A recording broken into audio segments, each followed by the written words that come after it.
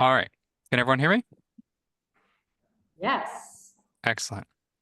So I have the pleasure of talking to you guys about the Stormwater Management Design Manual. I was asked to give kind of an introductory overview to the manual, what it is, and kind of what's useful in it for your purposes.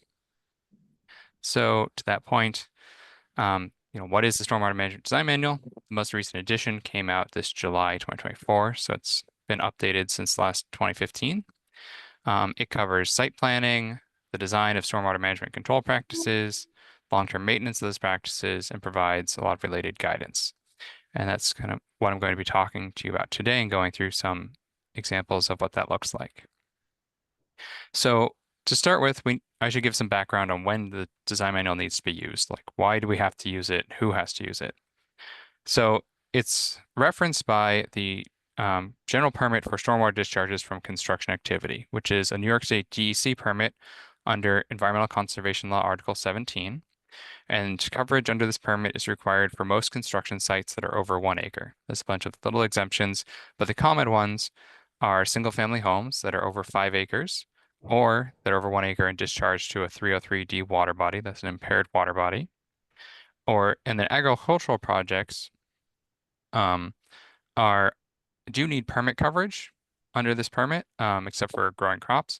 But if they're under 5 acres, they don't need the stormwater management controls, so they wouldn't need this design manual. The construction general permit, Appendix B, Table 2, has a full list of the projects that require, and it's somewhat lengthy, so I included in my presentation because I think this will probably get sent around, but I'm not going to go through all of these. So that's why we need coverage. And then the design manual includes a bunch of different topics. The first couple are just introduction, and then really in chapter 3 is where we start looking at the actual requirements. So this is the planning criteria. Chapter 4 is the sizing criteria, which I'll go through in more detail. Chapter 5 and 6 provide a lot of the practice design standards that we'll use. So if a specific practice is being selected, how large does it need to be and how is it going to be designed? Chapter 7 is some design examples. I'm not going to be talking about that at all today. Chapter 8 has some more design standards for green infrastructure, specific in urban development. Chapter 9 goes through our redevelopment sizing criteria. And then chapters 10, 11, and 12 are guidance chapters that I'll briefly cover near the end of the presentation, going through our pollutants of concern, our planting guidance, and the maintenance guidance for these practices. So to start out with planning, I think that's the most important part. It's the first step. We typically have a 6-step process, but it's the first step in this process. So we're trying to provide an evaluation of the site's feasibility for the implementation of green infrastructure planning measures. This is preserving natural resources and reducing impervious cover. And really the goal here is that the site is going to be developed in a way that is going to preserve what features it can and minimize the impacts for what is being developed. So, for example, we want to identify all of our natural resources and drainage patterns. This could be wetlands, waterways, stream buffers, floodplains, the forests, critical habitats, and so on. Ideally, we want to preserve those as possible. Just as an example, if we have a natural waterway or drainage way through a site, we don't want to redirect that onto a different property where we might be causing some flooding, right? We want to make sure that it's going to go in a way that's going to minimize the impacts to the extent possible. And the second half of this is devising strategies that can protect and enhance the natural resources. So how much can we preserve? How do we utilize the natural features as much as possible? As I mentioned, we want to maintain those natural drainage points, maximize the retention of forest cover and undisturbed soils. And if we can avoid steep slopes and limit mass grading, we want to do that. That typically the mass grading part, typically we're looking at a phasing plan of just doing one part of the project at a time. And site planning is probably the most important part. And it's also probably the smallest part in the manual. So a lot of people tend to skip this step, and I think it's really important to highlight, even though I won't be talking about it all that much. Chapter 4 is the sizing criteria. And I think this really gets into, what are we trying to achieve with our designs? So when we talk about sizing criteria, we're talking about two things. We're talking about water quality and water quantity. And we define these in 5 different metrics. So water quality, we have 2 different volumes for it. One is the water quality volume. That's the volume we're trying to treat during the 90th percentile storm. In this area, that's typically 1 inch or 1.1 inches of rain over a 24-hour period. And then runoff reduction volume is essentially the same as the water quality volume. We want to infiltrate all of that. But for a lot of sites where there's limitations on the site, we can't infiltrate all of the water, and so there's a minimum runoff reduction volume that sites are required to meet. And I'll go through how to calculate that later. And then for quantity controls, we're looking at 3 different design storm events. We have the channel protection volume, which is the 1-year storm event, the overbank flood, which is 10-year, and the extreme flood event, which is the 100-year storm. And so they're trying to protect during those conditions. So I'll go through each of these in more detail. First, for water quality, what is being treated? The stormwater management practices are designed to remove 80% of the total suspended solids, or TSS, and 40% of phosphorus. Those are the 2 criteria that these practices are certified or, tested to meet, and that's how they get accepted into the manual. There are other pollutants, of course. There's nitrogen, metals, a bunch of different kinds of metals, pathogens, and these are all of concern. And stormwater management practices do help treat these, but they're not, some of them do better than others. For example, filtering practices may not remove nitrogen very well because it's very soluble, but they may remove metals and pathogens a lot better.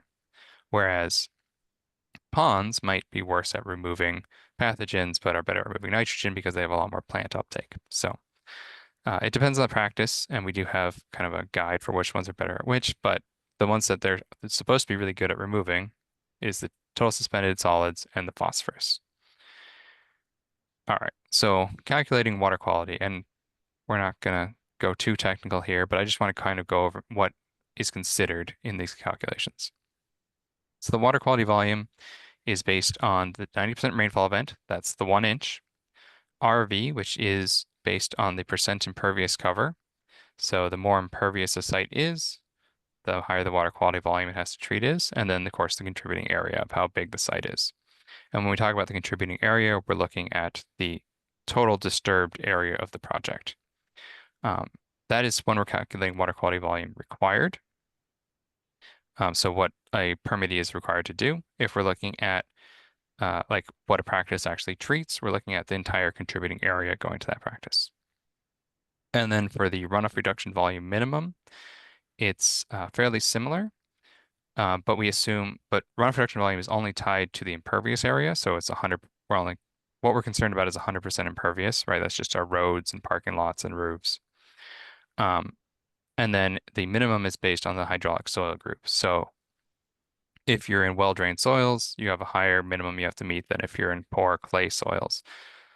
It goes down to about 20%. It's the minimum there. All right, so quantity requirements. This is probably where we have more impact, right? We don't want turbid water going into our waterways, but also when we're around our Finger Lakes, we know that in some of the steeper areas, we have turbid water gully washers, right, in any big storm event. So we have turbid water anyway. But the water quantity is really where we don't want our communities to get flooded. This is where we see more significant damage. And so sites have to detain the 1-year 24-hour storm and slowly discharge it over a period of 24 hours. The asterisk on that because the minimum outlet size is specified to allow for, so it doesn't get clogged. So a lot of sites, small sites are under that 24-hour period because we don't want the outlets to get clogged. But ideally, for a large site, we're looking at 24 hours. And then the other requirement is that we're detaining flows from the 10 and 100-year storm to sufficiently reduce the peak rate of discharge from the site to pre-development conditions. So water isn't leaving the site any faster than it was before they constructed something.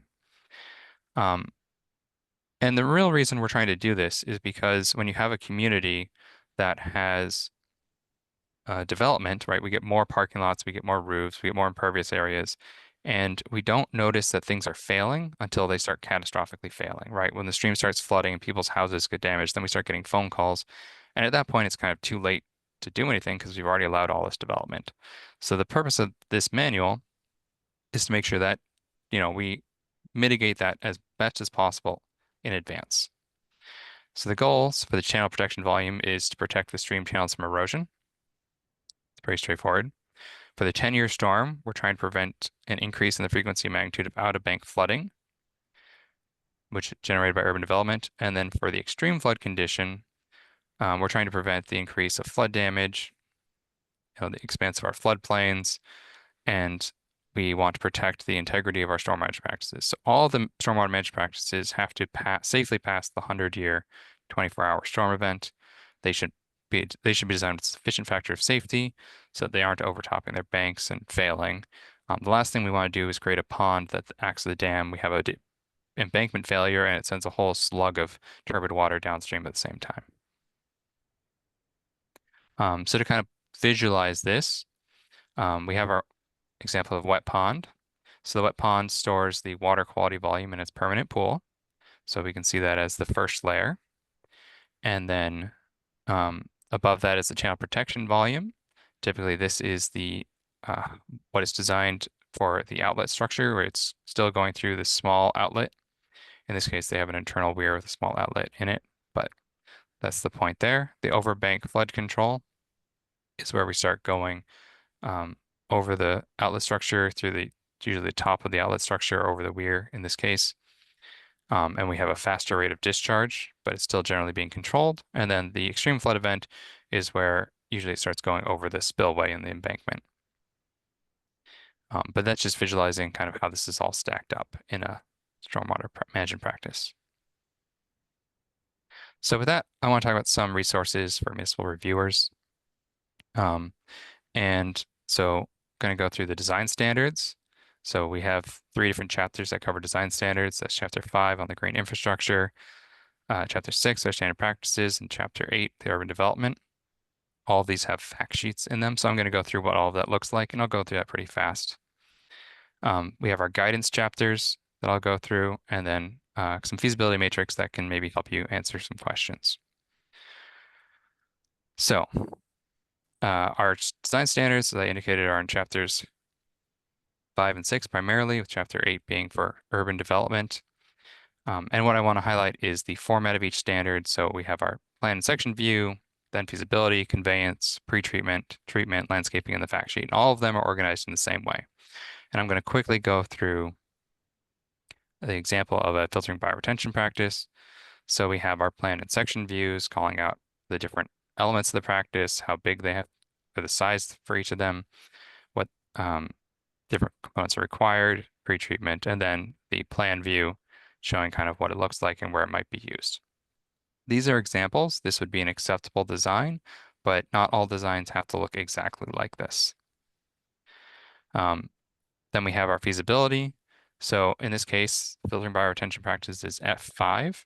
And so we would be if we're doing a review and we wanted to see what was applicable, we'd go through here and look for which sections say F5.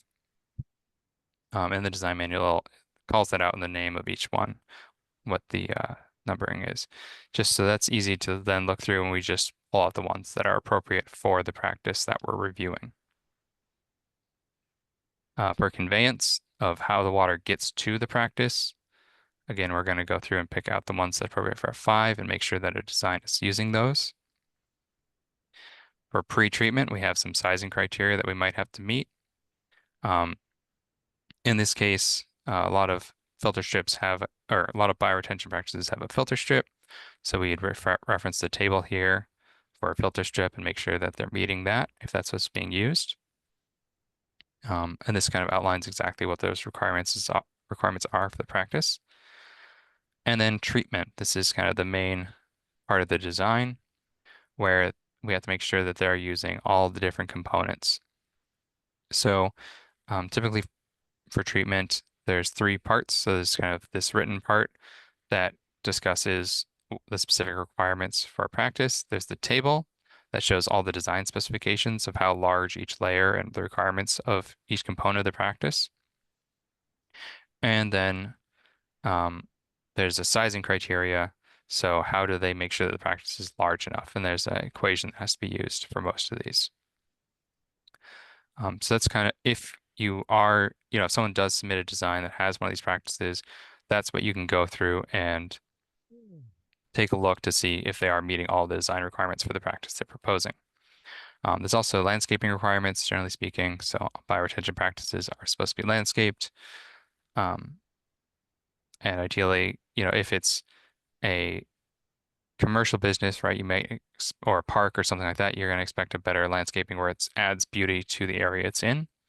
Um, and if it's in a more industrial practice, then maybe you're not looking for that sort of landscaping. And then the last part I want to highlight is the fact sheet, which I think is the most useful. And this basically summarizes all the things we just talked about, the feasibility, conveyance, pretreatment, and treatment. Um, and this can be a quick checklist. So these are at the end of each section, right? So it'll go through all the filtering practices, and then it'll have all the fact sheets for the filtering practices. And if you're doing a quick review of a practice, this is where I would start. And you can just take this and just use it as a checklist to make sure they're doing all the things they have to do. I'm going to briefly touch on the urban design manual, just saying that if you are in an urban setting, some of the practices have slightly different design requirements, and there's different alternatives for how they can be built. And so if you are trying to do an improvement in an urban setting, I'd recommend looking at this. And then all of the engineering schematics that we use for these drawings are available online on our website. All right, I'm going to quickly cover hotspots and pollutants of concern. So we have two categories of hotspot now. These are level 1 where infiltration is restricted, and level 2 where infiltration is prohibited. So if you're reviewing a plan for a fueling station, obviously we don't want any infiltration of the runoff associated with the fueling area. And the goal for our hotspots is to take the area where the pollutants are likely to be generated, minimize that drainage area and put it in the appropriate treatment. And then we can send the rest of the site to an area where we can provide the more ideal treatment. Hopefully we can use green infrastructure or infiltration for the rest of that site. And then level 1 is where we can do infiltration, but we have to send it through a redundant treatment first. So we have to put it through a lined practice. For example, we could use a lined filtering bioretention practice and then send it to infiltration. And then for just highlighting some of these, like public works yards, generally are level 1 hotspots, but salt storage is level 2. So we want to make sure that the salt storage area isn't going to an area where we're directing it to infiltration. Chapter 10 is our pollutants of concern chapter. This is where we have a description of the different pollutants and common pollutant sources, their fate and transport characteristics, and then how effective our practices at removing them. So here, this is the table 10.1 goes over the common sources of different pollutants. And as I mentioned, solids, phosphorus, nitrogen, metals, and pathogens are what we're typically looking at.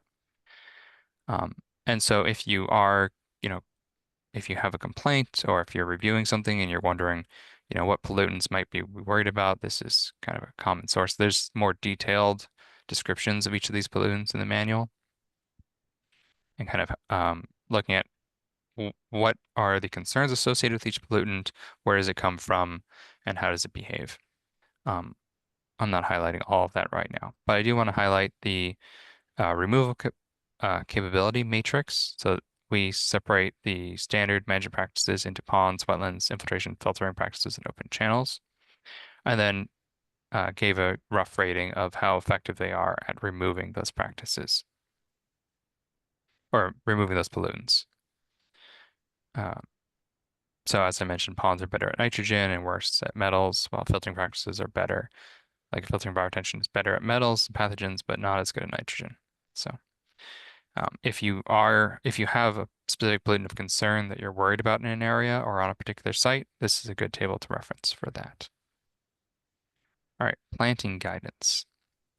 Chapter 11 is our planting guidance. We work together with EFC, Environmental Facilities Corporation, to put this together. It has 5 different chapters and generally goes through, why is this important, the landscape planning, the general plant considerations, plant-specific considerations, and plant maintenance. This is really tailored towards landscape architects, and it goes into more detail than I typically look at when I'm reviewing plans. But if landscaping and planting is a significant concern area, this is a good reference to use. We do highlight in our landscape planning where a landscape architect is needed.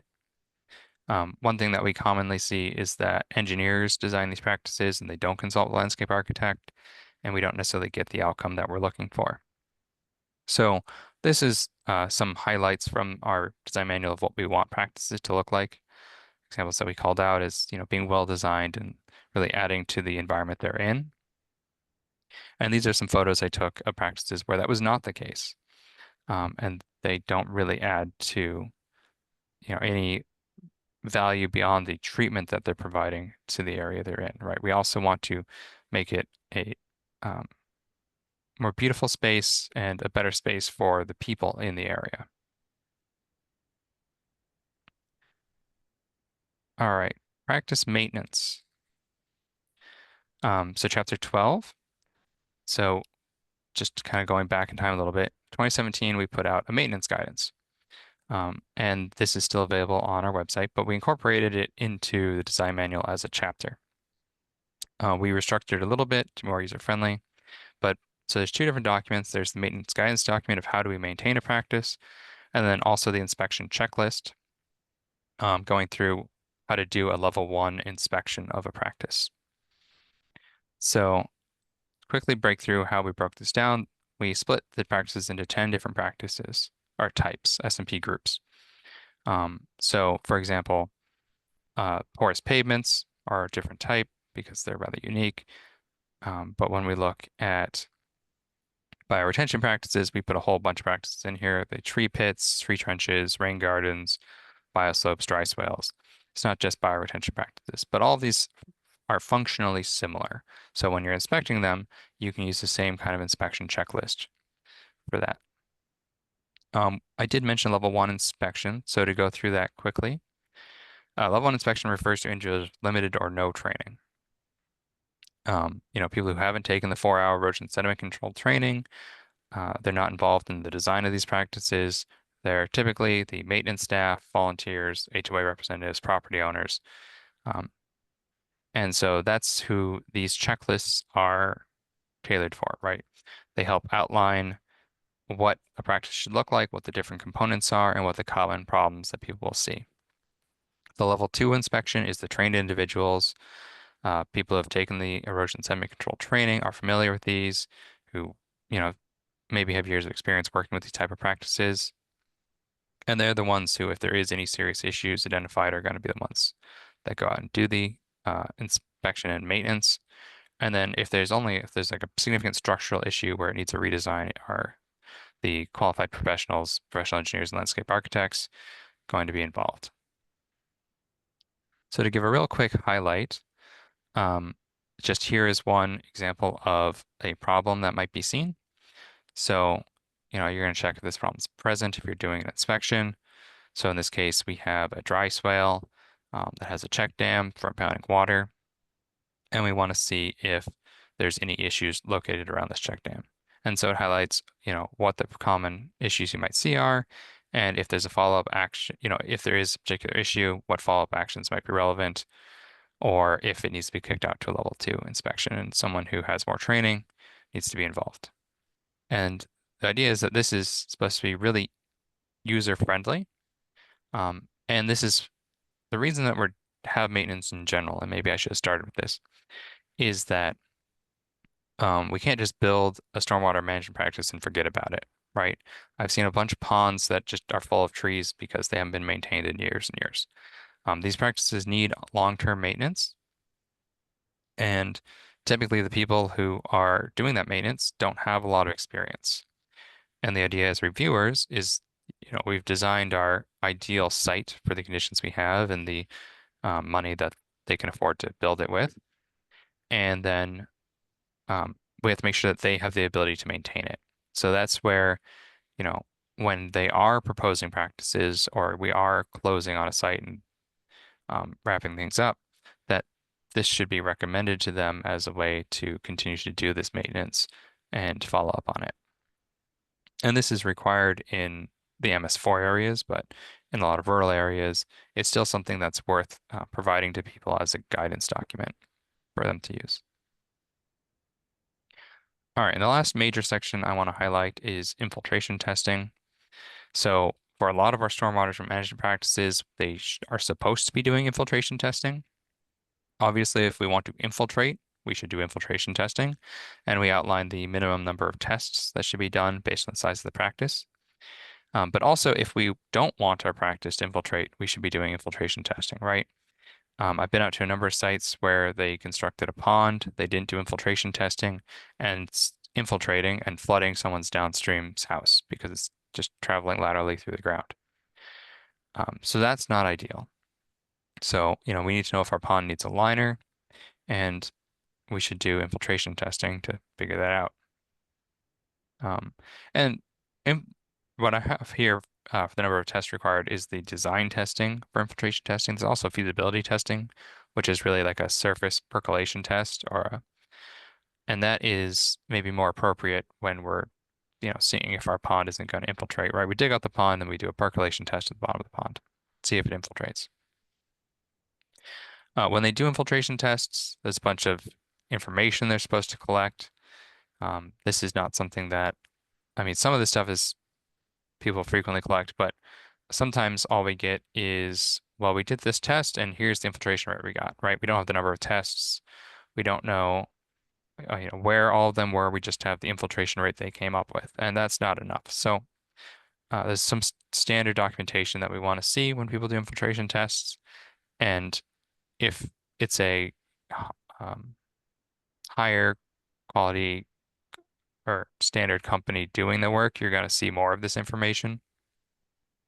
Um, really you do want as much of this as possible.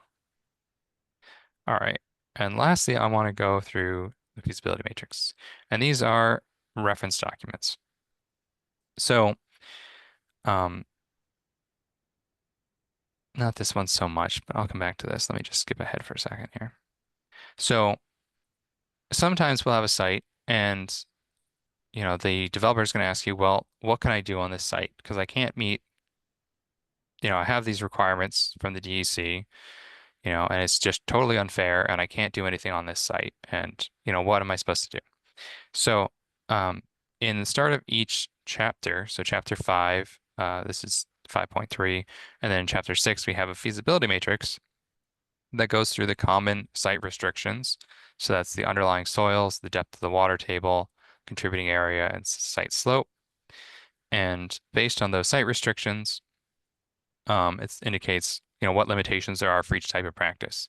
So if you have someone doing development in your municipality, you can go through this with them and figure out which practices are actually appropriate for their site. And so we have the same thing for the standard practices, going through the same requirements. In this case, some of them don't want to infiltrate, so we say there has to be a liner. The first two I had, going back to those, are the ones for the planning practices. So this is, they're supposed to, in their SWIP, talk about each of these planning practices and why they can't do them or why they are doing them. And this goes through, what each of those are and a description of each of them. So this is something that they should be considering, even though a lot of people don't. All right. And then I have here the urban area. So in urban areas, we have a suitability matrix based on the type of road. So if you have a urban access road, right, a bunch of these practices are suitable. When you get up to the urban principal arterial highways, most practices aren't suitable. So this is taking into account some input from DOT and is designed to help assess which practices can be easily maintained and implemented on these type of roads. The final call, of course, does go to the people who have to maintain them. I know that some of these practices, even though they are suitable on these types of roads, DOT is still kind of skeptical about sending people out to a particular area, maybe one that has more accidents. They don't want to put it there because maintenance would be problematic. So, site specific should always trump this, but this is a good reference material for that. And the last one is putting up here again, just the pollutant removal capability matrix. All right, and the very last thing, some useful tools. Appendix A is designed for dams. If someone is building a very large pond, then this will be useful. Typically, if it's over 6 feet tall and over 3 million gallons or over 11 feet tall, and over 1 million gallons, then is a dam that requires a dam safety permit, and this would be appropriate for them to reference.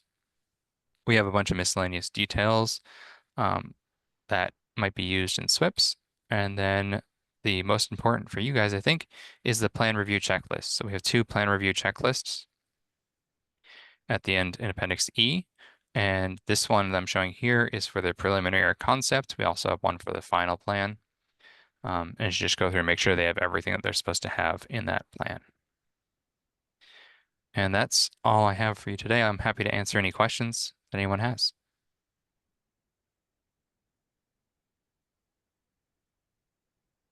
Muted? Huh, now am I not muted? Thank you very much, Luke, for presenting that. Just a lot of information. I actually feel empowered as a non-professional that maybe I could make better stormwater decisions if I just use this manual as you outlined it. Could you please highlight what the new features are again in this manual from the previous stormwater manual? Yes, so the new features, we added all right, chapter 5, the green infrastructure chapter did not have the same level of detail and going through all of the design elements that were needed, so that now matches chapter 6. So that goes into the same level of detail. It's easier to review those. We updated our examples in chapter 7, chapter 8, the urban chapter, as well as chapter 11, the planting guide, are pretty much brand new. The planting guide kind of existed before, but it's been substantially expanded.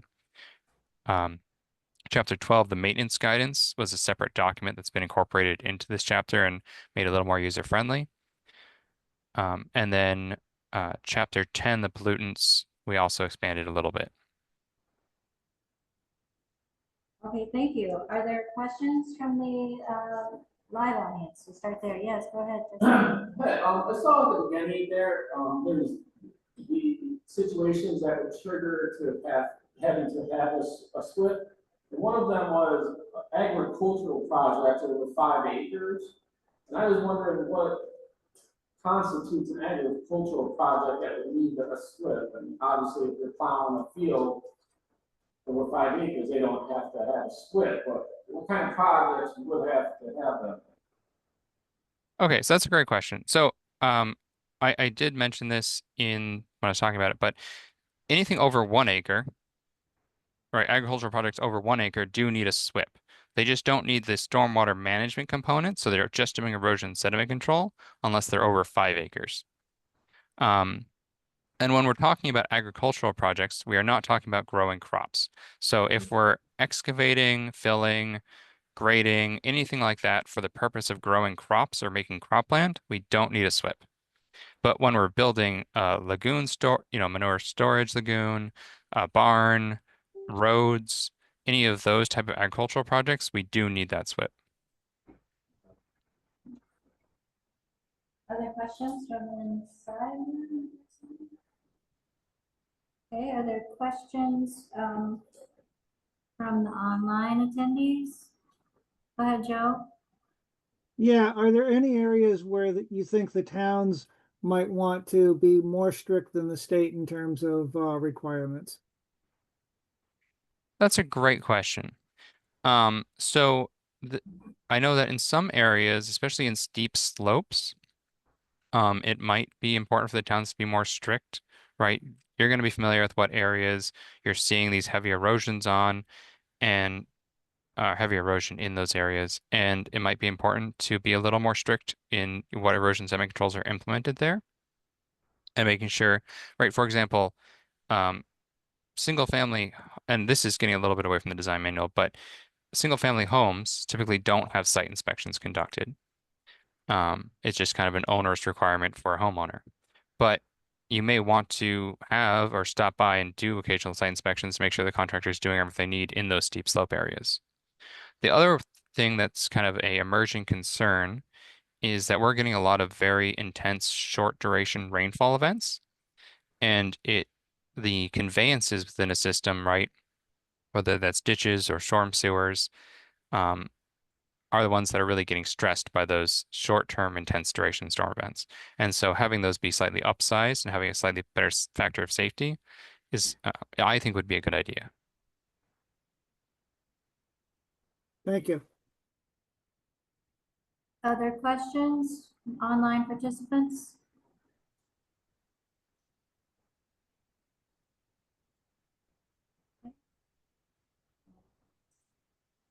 Well, thank you again very much, Luke, for bringing that to us. I don't know why, but I think this is a great book. I would like to just read this book. I think I'm an odd person, but I think it's fascinating. It's so useful. It's like a cookbook for reducing erosion. So thank you again for your time, and you feel free to hang out with us or don't feel like you have to. All right. And of course, anyone who's in Region 8, that's the Seneca County side of this. If you have any questions, feel free to reach out to me. I'm happy to answer any questions about any of this stuff. Great, thanks.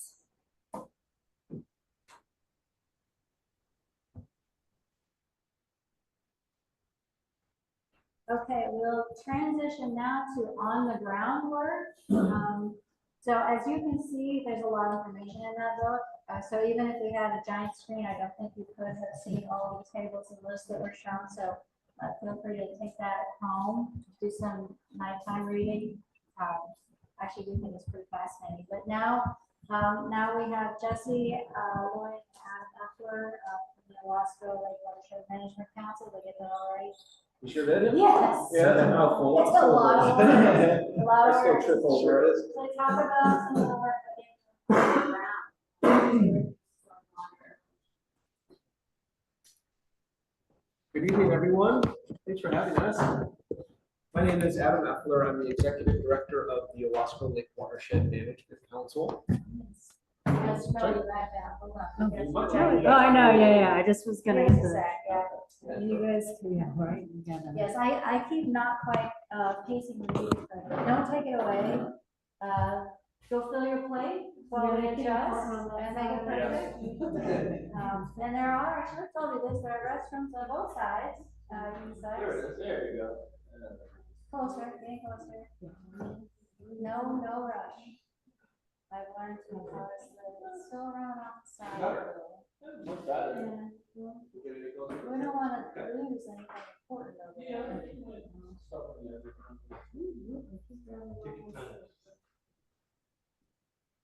That's as far as I can do. Want to try to move the table? The table move and. Okay, sure.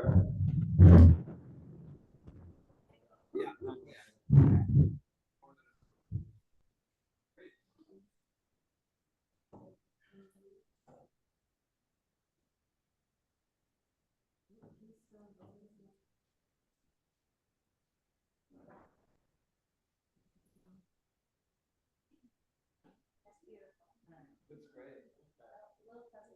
No, I think you're not very logo. I'm fuzzy. And make sure you stay close enough so that They can hear? this is, yeah. Sure, we might sure. get out of- Happily.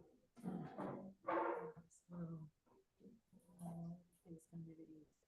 Down, big down. All right. Good job, Sam. Got it. Yeah. Good evening, everyone. Thanks for having us. My name is Adam Eckler. I'm the Executive Director of the Owasco Lake Watershed Management Council. We, of course, are your sister Finger Lake and an intermunicipal organization such as yourselves, right? So really trying to pull the municipalities together, leverage a common voice, provide messaging information to the municipalities, and have them sort of bring their challenges and questions to us to provide support to them. So similar structure there. Of course, there are always differences among the variety of what I refer to as watershed stewardship organizations across the Finger Lakes region, right? There are many lake associations, but it's great to see the intermunicipal organization model growing as a point of leverage for all of us. We are somewhat unique. And I'd also like to say it's great to see so many friendly faces as well. In fact, I see Joe Wetmore online with us. He's a new board member for the Owasco Lake Watershed Management Council, of course, representing Lansing. So they joined us just very recently, our newest board member, as we continue to grow in scope and size. So in one way that we are different and unique is our organization staffs a watershed inspection division where inspectors surveil the watershed and making observations and identifying land use perturbations, but really contraventions with the existing watershed rules and regulations that we have. And I'd like to just make a quick point on the watershed rules and regulations. Thanks to the CWIO for your endorsement through the years in our effort to advance our regulations. I believe it's a very important initiative. I know there are many eyes on the project. I thank you for submitting your testimony this last week for the New York State HABS hearing in Albany as an endorsement. And you may be aware that our effort to move this forward, unfortunately, in the form of a lawsuit to hold New York State accountable to public health law, to update watershed rules and regulations. We recently were informed that the judge's decision was that they would not outright dismiss the city's and the town of Owasco's case for advanced protections. So that was really important to us. The lawsuits are still in hand, still in place, but we know that they'll move forward now. They won't be outwardly dismissed. So that's a good start for us and definitely encouraging. But anyway, to this presentation, so of course the stormwater design manual is underpinned in sediment and erosion control, right? And that's really important for a wide variety of reasons, but certainly with regards to construction sites. I'll let Jesse take it away.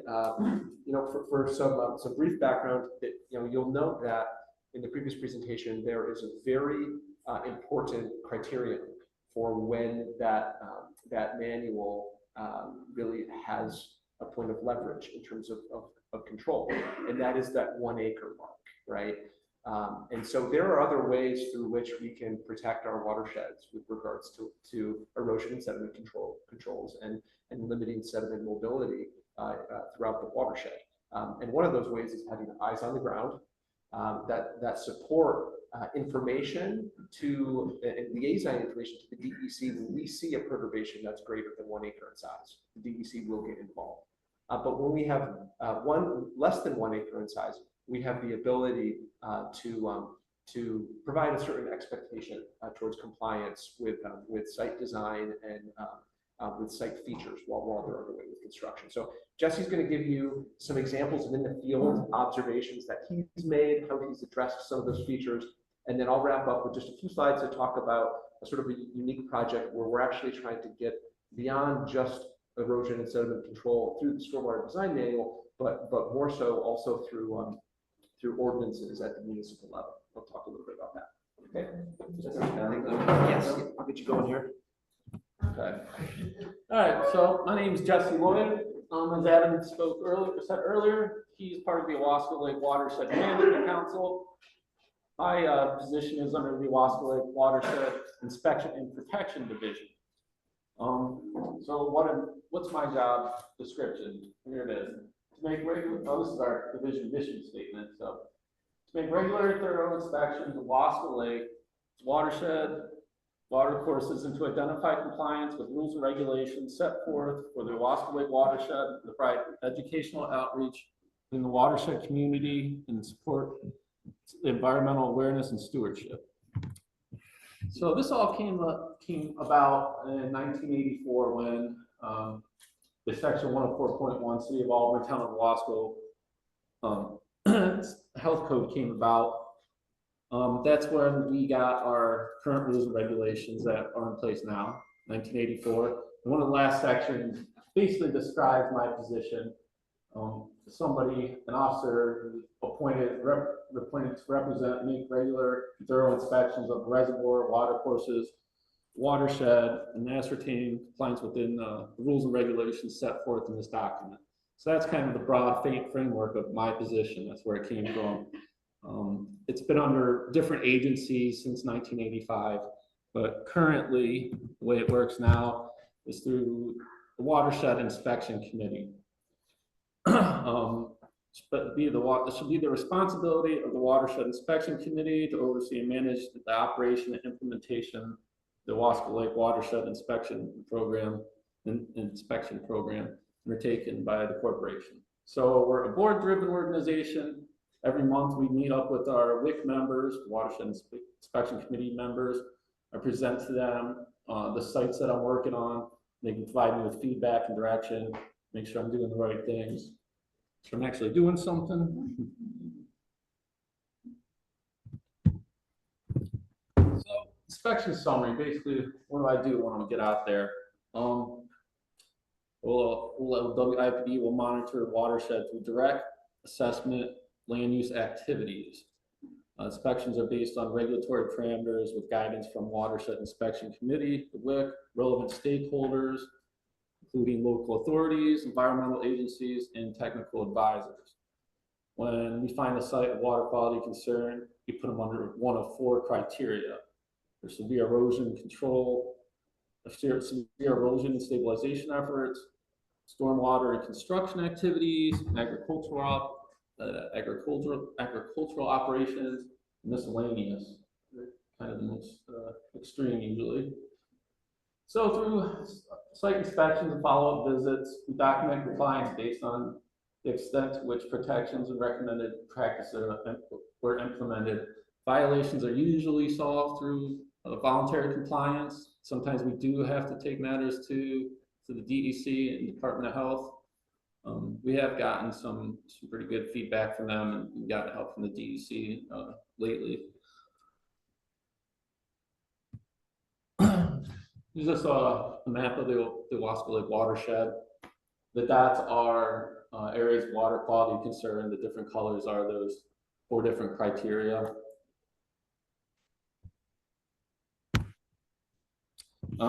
I'd like to put this slide up there just to show some of the weirder and more extreme things that I find when I'm out there doing inspections.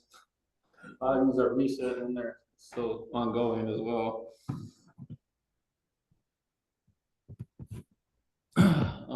Just seeing the mission statement, large part of my position is education and outreach. Here, an example, Michelle and I last year, we had a table in the conservation field days at Emerson Park. We presented a table on invasive species. We're going to be doing that table again in 2025. Just recently, a week or 2 ago, we participated in Moravia Gives Back, where we had a group of, were they 9th and 10th or 8th and 9th graders that came up, and Michelle presented some pictures of invasive species. We located them, we pulled some of them, and they also helped us do trail maintenance while they're up there.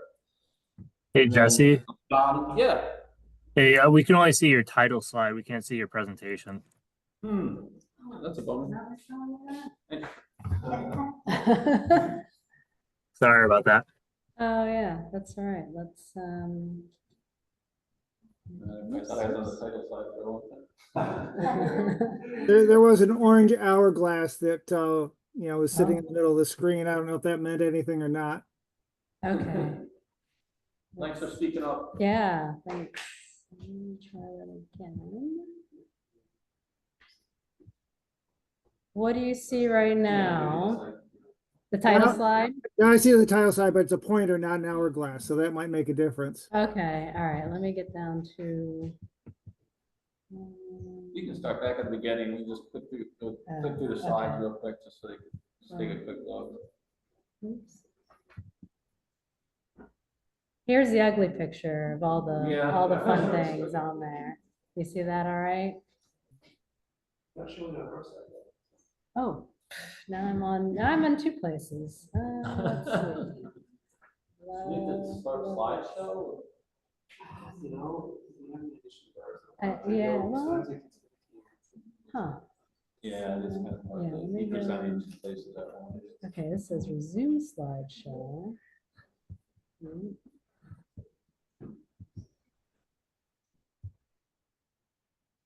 Did you try slideshow just like from the beginning? Yeah. See if that resets it maybe? Yeah, it's saying start from the beginning and then it doesn't let me. Just try to go on, click on slideshow, like the top part. Yeah, that's what I'm Just doing. start up here? Yeah, but it pops up. Oh, Oh, okay. and so go to, start from beginning. The other option too is like the share screen setting. You probably know that. Or share screen. The drop down arrow. Yeah. Yeah. No, not giving me much else there. It's really weird. Let's see. Yeah, it's like this is going in the background. I would stop share and then reshare. Yeah, Try done that. that. Ooh, oh boy. Whoa, okay. All right. That's good. My IT person says, ooh. Oh, all right. I'm just gonna look at that. There it is. Gonna I think reshare. share give you options, should, right? And then it says so. Yeah, I'm just gonna go. I know that mode matters. Okay.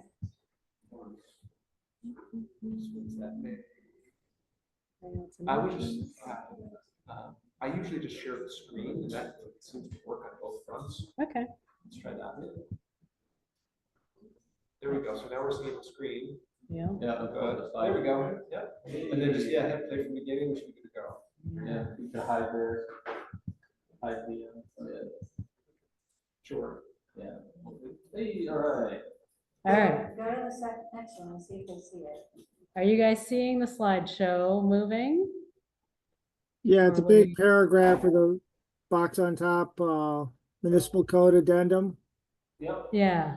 But do you see the notes page or do you see? I see both. I see the next slide, click to add notes, Okay. which is fine. Yeah. How about that? That's even bigger. I could actually read that without my glasses. All right. All right. I'm gonna. That's what we were looking for. All right. Okay. Nice work. Do you wanna? All right. So that was the code. Inspection committee, inspection summary. There's a watershed. Quick memorize all those dot colors where it's gonna be a quiz. There's the not good, pretty bad, and really ugly. I think you're on this one? Yeah, Okay, you're all on this right. one. Thanks. Thanks, guys. Like I said, recently we just participated in Moravia Gives Back. We at our Fillmore Nature Preserve where we have how many miles of trails do we have? Like 4.5 miles of trails. Sounds about right. Yeah, we have about 4.6 miles of trails. So we have them up there helping clean up. It was kind of a bummer because we knew it was going to be a muddy day, and we informed them, hey, make sure you have boots because it's muddy up there. We see the kids getting off, and of course, every kid's wearing sneakers, and it was just like they all went back with just muddy shoes. But most of them were troopers, and it was a good day.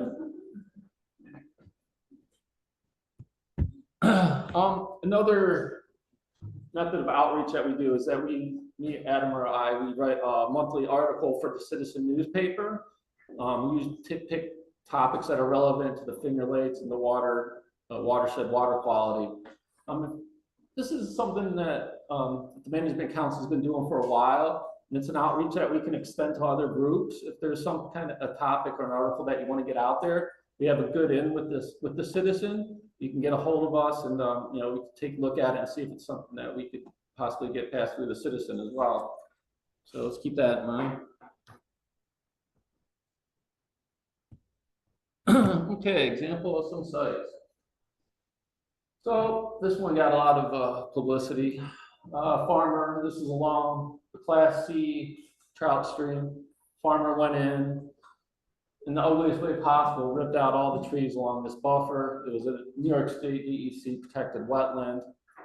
And you could see that if it had rained during this period, that it would have been a water quality violation. So I got a hold of DEC. We had a meeting with the farmer and the DEC and myself. DEC expressed that the urgent need to get this site stabilized before there is a rain, and then there would be a water quality violation here. And so the farmer did get this area stabilized very quickly. You'll see in the next slide. But DEC Habitat Division, they're still kicking around the idea of making this guy replant this buffer along the waterway here, because it is a protected wetland, and I believe that he should have to replant the trees here. But you can see here, the top picture is from April. This is about 4 or 5 days after he took out this buffer, he came in, he put down just a boatload of hay. I guess he had this, this is moldy hay, he said, but it made for really good mulch.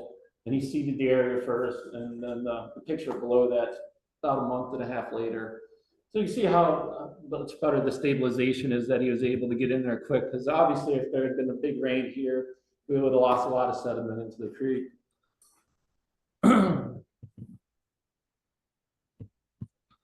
And if I had more pictures, you might recognize the signature of this. It's the same character around the corner, went to another DEC protected wetland. Same MO, ripped out the trees with an excavator with a claw on it, left it looking real ugly. So after this happened, you know, I alerted DEC and they spoke with him as well.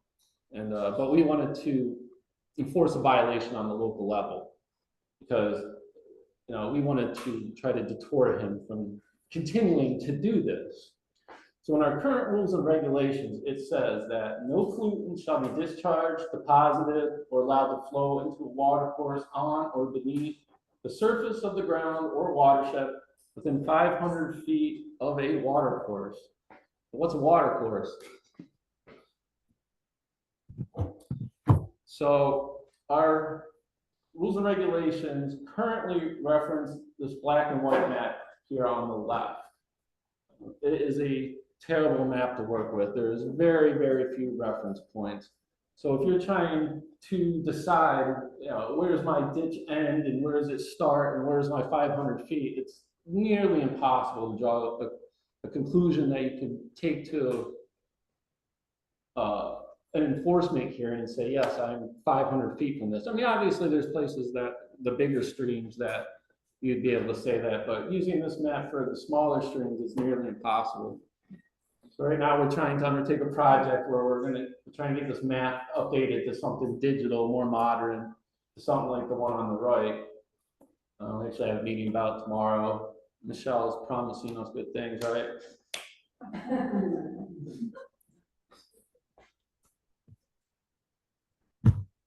Okay, another example of site. This was right down the road from our office. This is right along the lake. There's a I thought was a perfectly beautiful house. That property got bought and they were knocked down the house to build a bigger house. So obviously this is really close to the lake, and that sediment and erosion control was a pretty big issue up front on this. We actually had the local zoning officer stop by and talk to us. The zoning and codes officer stop by and talk to us before this project started. So the good thing here, they made an effort. Once they demoed the house, they had this giant hole and everything was kind of tilted or angled into the hole. So when there was a lot of rain, a lot of the runoff ended up back in the hole instead of out in the yard and running off into the lake, which is right behind it. They put up a long length of silt log. And if you know anything about sediment erosion control, that silt log on the bottom is like comically overloaded. You're supposed to have at least 5-6 inches between your soil pile and the silt log. But even with it being overloaded the way it is, it was doing its job really well. There was hardly any breakthrough at all. So they do work very well. But on the front side of this, as work went on, this was recently, you know, they're very concerned about the soil pile in the back, and people kind of lose vision about what was going on up front. You see you have the heavy equipment going in, they're rutting up the area. They previously, I didn't see it, they had equipment over top of the storm drain. And so I asked them and said, hey, you know, during rain, I could see that there's sediment leaving your site. It's going to the neighbor's yard and into another storm drain. That storm drain went directly into the lake. Spoke with the local codes officer. He said that, you know, he's going to work with the project owner to get this done. That one's still not done, but we're hoping to get that put in place soon.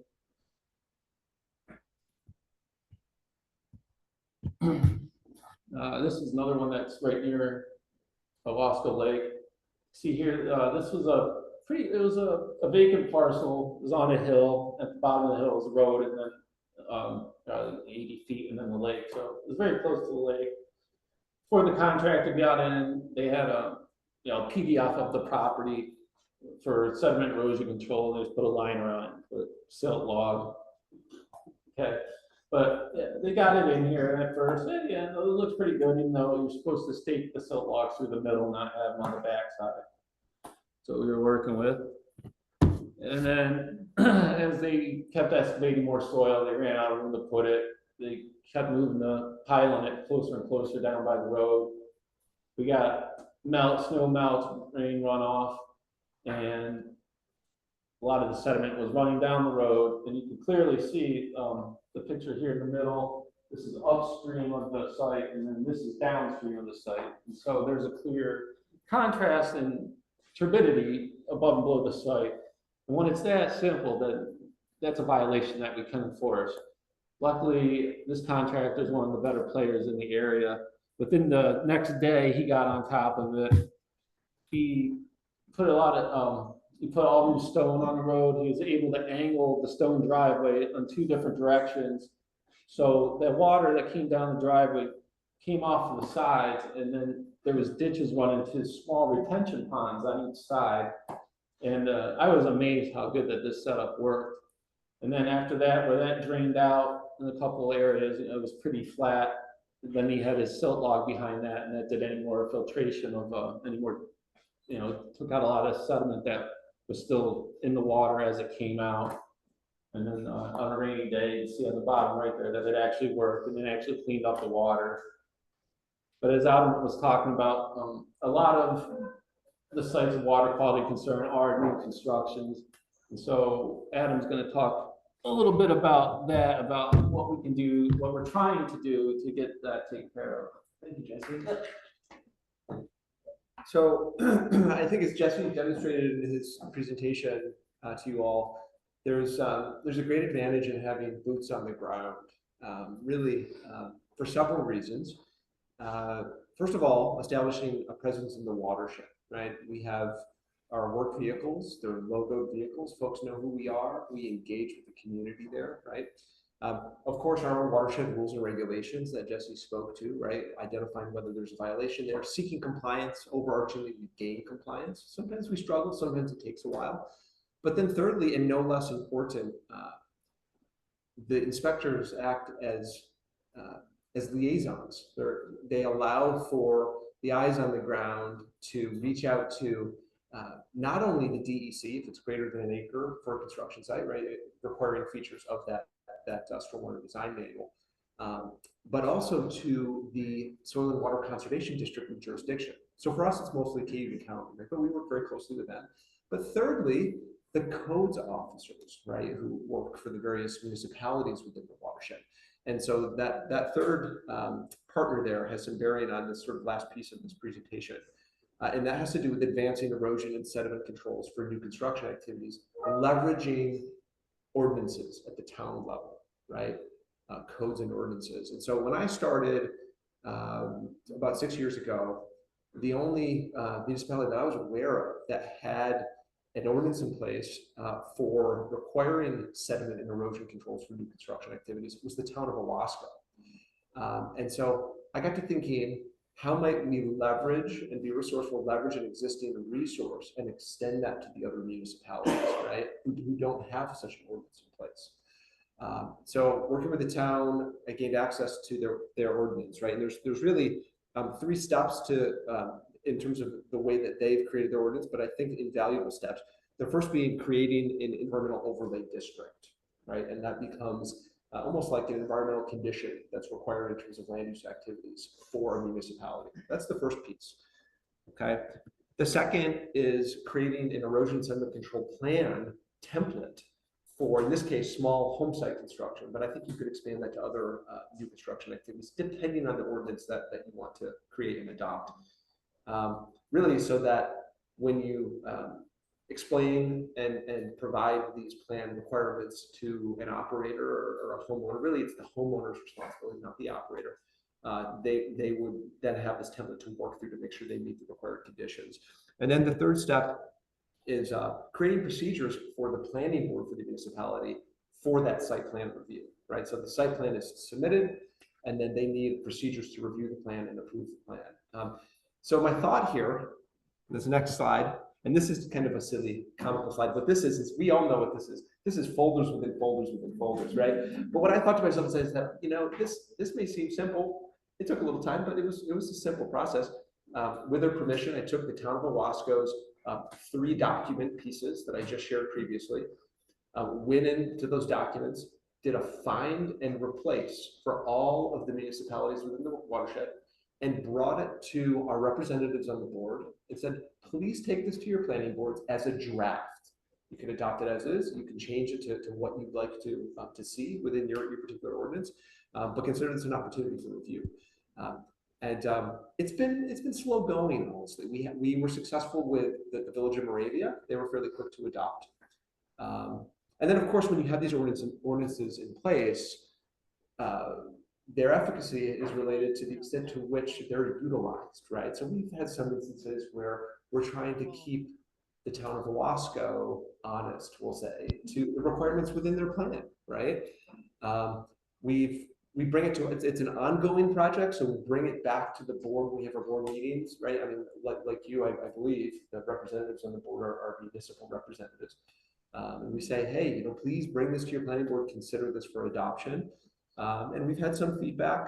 What was interesting is, just as an example, feedback from Fleming initially from the representative was that they considered it among their planning board, and as I was told, and the decision was that they felt that they had enough protections in place. They didn't want to adopt a new ordinance. And I said, okay, fair enough. Thank you for considering this.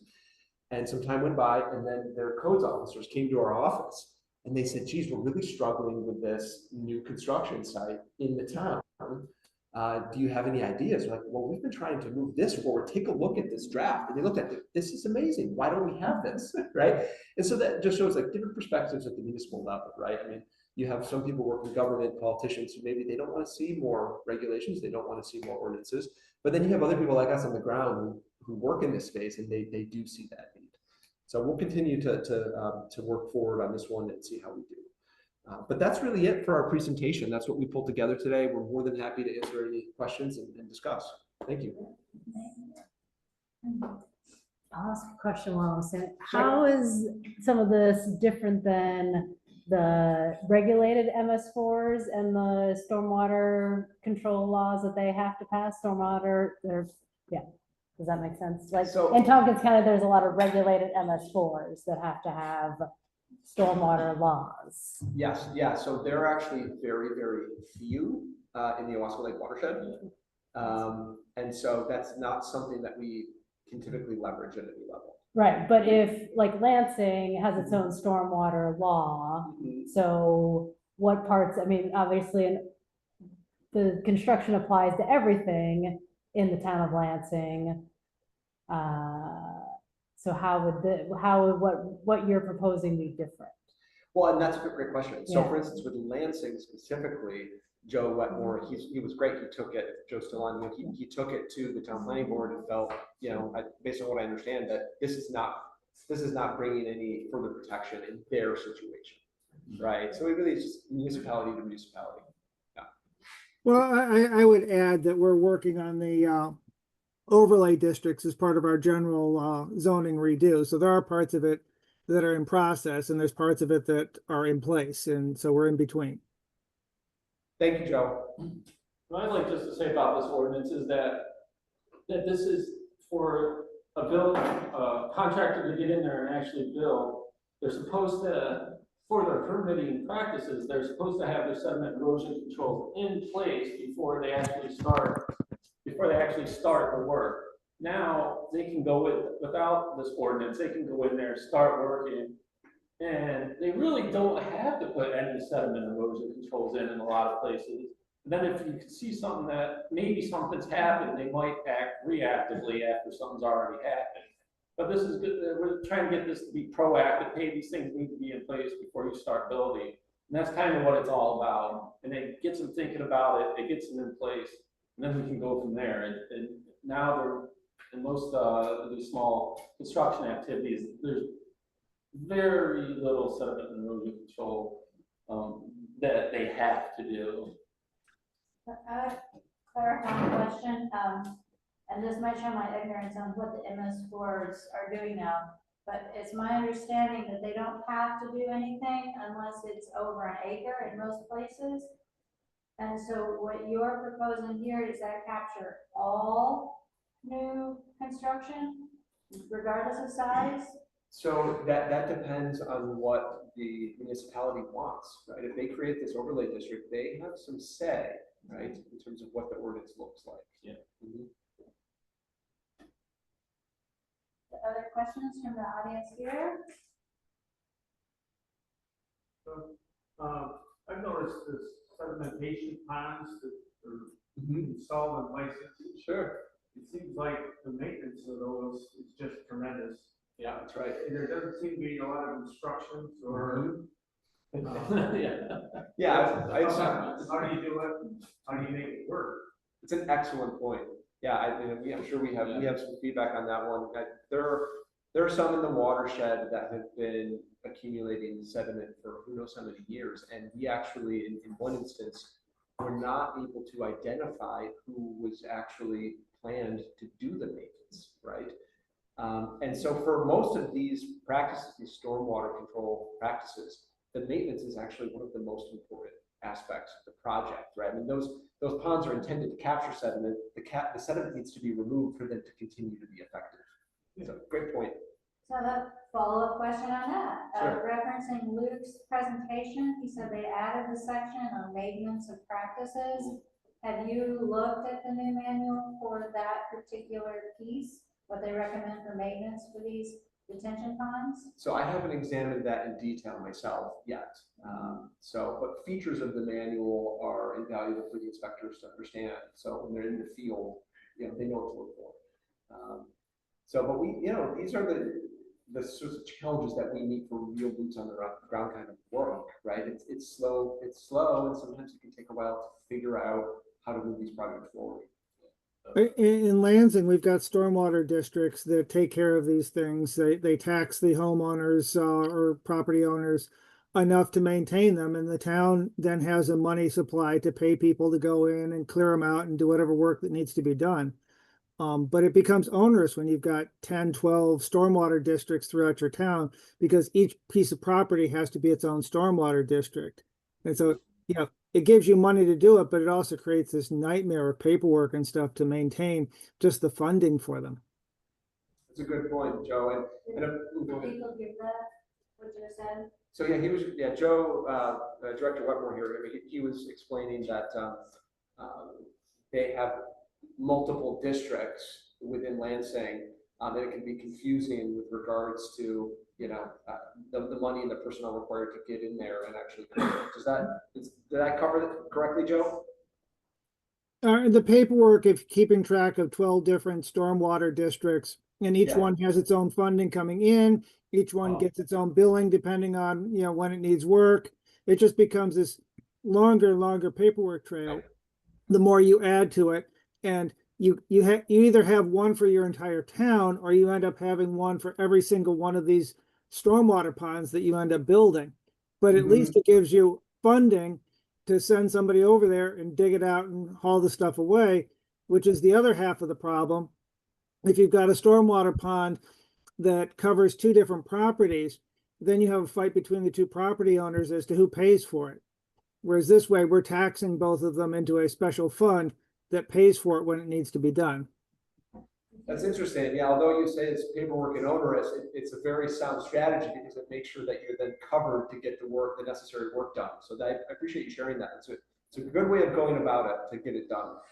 And I would say in Tompkins County, there's a variety of ways that those have been set up. In Lansing, Town of Ithaca, a couple others have a pretty good program with the stormwater districts. But then I gave an example in another town that the developer was selling lots, building houses, and then has disappeared. So there are two stormwater ponds that are not being maintained because the developer has vanished. And so the town is working on getting transfer of the ownership to the town, but then the homeowners in that neighborhood are gonna have to take over that cost, which they've been fighting back. Sure, of course. It's not, yeah, and it all comes from when a subdivision is approved, what does that operation and maintenance document say, and who's it supposed to go to, and how's it, the cost, and I think,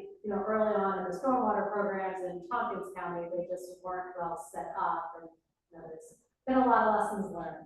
Yeah, it's very interesting. Yeah. So, and because of the MS4 requirements for the towns in Tompkins County, there are annual inspections, so you can go back to the owner and say, hey, you have an annual inspection that you're supposed to submit by the state, and so there is a little bit of enforcement that can be done, that's helpful. Okay.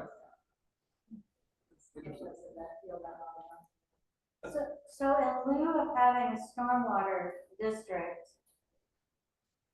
there's for Wasco, there's you guys, right? Well, in a way, right? And then that would go to Department of Health or DEC if there's a problem? Well, so yeah, the liaison work is when, certainly in the case of an acre in size or more as a threshold, we pull in the DEC. Right. But the health department has to do with the actual enforcement of violations. Right? So that's where we get enforcement. Jesse's role is to identify violations, but always do everything we can to seek compliance. But we're generally successful. And the violations can actually be difficult themselves, right? And we want to have good grounds for a violation. Jesse shared the issues we have with the outdated map, right? And that's already posed a problem this year. And we need to meet the criteria and the language that's specifically within the rules and regulations too, which is outdated. Yeah, very outdated. So what is the funding source, main source, I don't know, originally or now through time that supports your work? Baseline funding for us comes from the municipalities, largely the water purveyors. And so that being the city of Auburn and the town of Owasco. The city of Auburn's commitment is the greatest commitment, but the greatest relative commitment per gallon of water purveyed for drinking is actually the town of Owasco. So lower sum, but relatively speaking, they commit.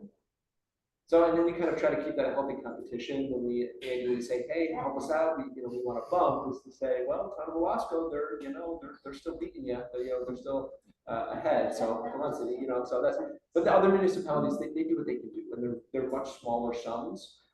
We changed our strategy going into 2025, whereby we really brought down our requested sum just to work towards 100% buy-in from directors on the board. And for the first time, we actually have 100% buy-in. But some of those commitments are very small. Right. Mm-hmm.